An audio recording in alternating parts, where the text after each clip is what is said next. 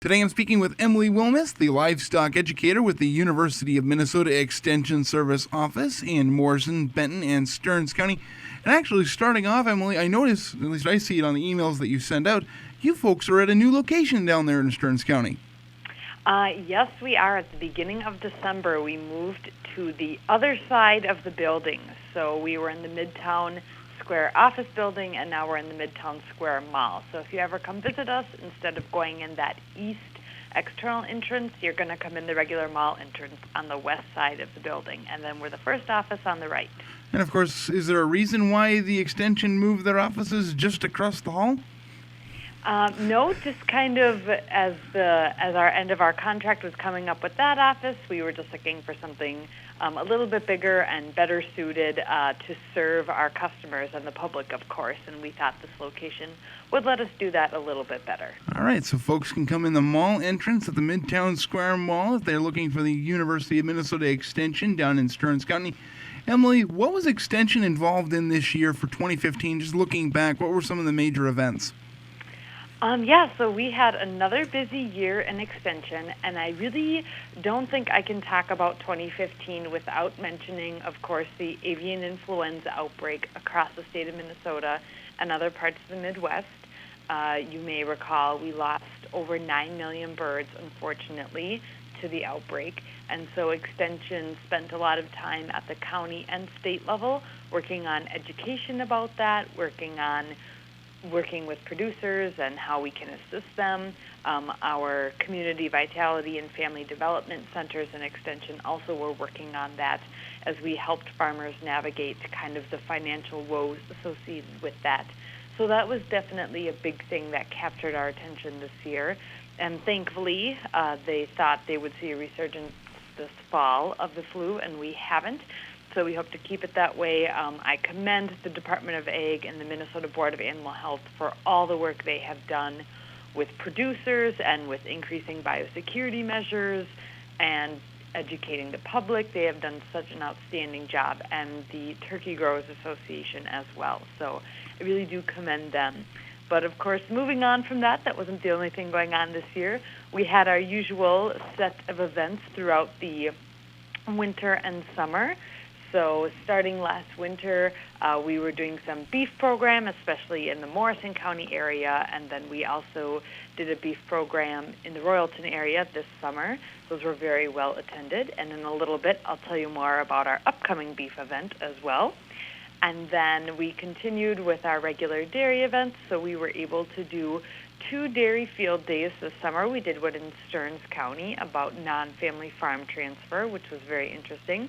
And then we were able to bring one back to Morrison County this summer, which was great. Thank you to Gunderson Brothers Dairy for hosting us there in August, where we were just learning more about what they do and what it's like to be in a family partnership and all the great work they do on managing their cows as well. And we've just done our other typical things, workshops here and there as issues come up. Of course, we do articles. We do all of our great radio work with Little Falls Radio and Chasm out of Albany as well.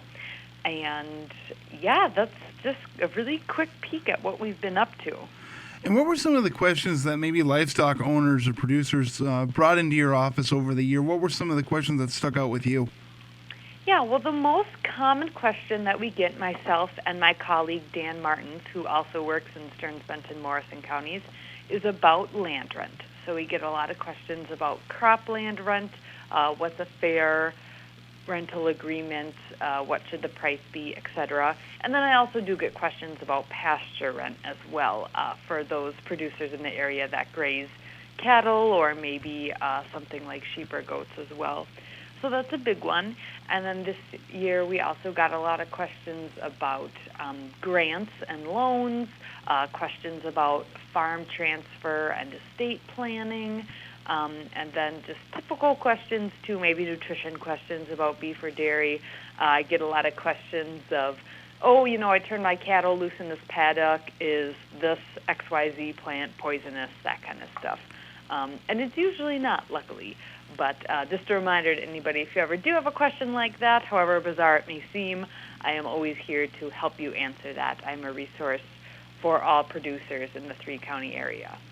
And of course, Emily, we wouldn't be anywhere without thinking up until next year. What are some of the things that Extension's going to be doing in 2016? Yeah, well, we have a lot of exciting stuff planned, and we're working on a lot of exciting stuff.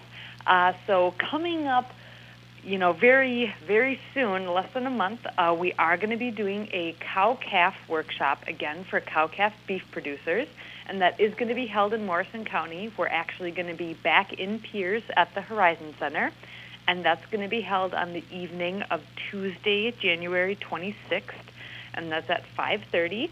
We don't have all the details together yet. We should have something out in the record in the next week or two, so keep an eye out for that. And then also this year, we're very, very excited. We're going to be putting on a conference for women who work in agriculture. So this is for women who work on the farm as well as women who work in the agricultural industry. And so we are going to be having that conference in St. Cloud on Thursday, February 18th. And again, more information will be forthcoming on that, so be sure to listen to the radio and read the Morrison County Record. And then one other thing we have coming up in February, on Friday the 26th, we are going to be in Morrison County. Location not determined yet, but we're going to be doing a workshop for for dairy producers, and it's called Robots versus Parlors. So it's really for dairy producers that find themselves at that crossroads of, we want to make an improvement, but do we go all in and get robots, or do we build a parlor or look into low-cost parlor options? We did one of these meetings last year in the Sauk Center area, and people really enjoyed it. It's a lot of really, really great information. So again, stay tuned for more info on that. That's on February 26th. And of course, Emily, like you mentioned, you have so many resources there with Extension. If people do have questions, where can they go to maybe get a start on the question or get a question answered?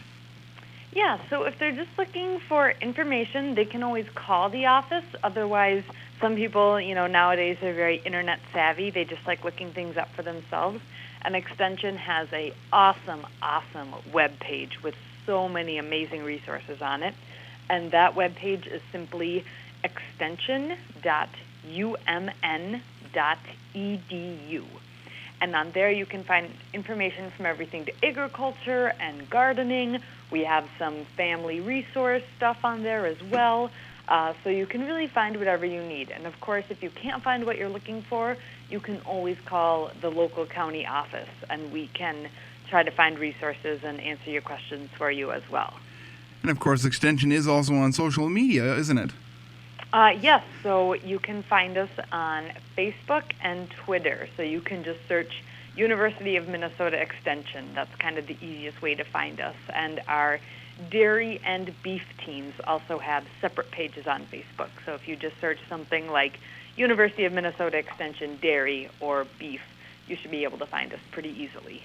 I know I go on there for several. Sometimes you guys will have a joke on there that is quite funny and ag-related, and it's always fun to check out what Extension's doing on Facebook and Twitter. Is there anything else that producers should know for the end of the year and maybe going into next year, Emily? Well, as always, I never miss an opportunity to remind farmers about safety. Even in the winter, you need to be thinking about it. You might not be in the fields as much, of course, but with snow and ice and maybe decreased visibility some days, just keep in mind, share the road with cars and make sure that you're being safe around your livestock. Make sure you're clearing out dangerous areas, especially as snow goes, as it starts to melt, or if it gets really packed down and heavy, if we do get more snow this winter. Keeping those safety things in mind. Other things into the new year, we really like to encourage producers to set goals for 2016. I know that might sound a little cheesy or maybe time-consuming, but especially if you're working with family or if you have employees, setting goals for the new year is a really great way to make sure everybody's on the same page and is working towards the same things.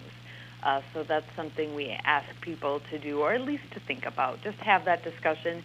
You can always jot a few things down, post it up in the office or in the break room or wherever people might see it, just to keep everybody motivated through the new year. And of course, we've been speaking with Emily Wilmes, livestock educator with the University of Minnesota Extension Service Office in Morrison, Benton, and Stearns County. Emily, If people have questions, they want to get in touch with you, how can they do that? Well, the best way to get a hold of me is through the phone. So my number, I'm located in the Stearns County office 5 days a week. But again, I do serve Morrison and Benton counties as well. And our number here is 255-6169. And then you can reach me at extension number 3. All right. Thank you so much for your time, Emily. Have a great new year. Yeah, thank you, Scott. You too.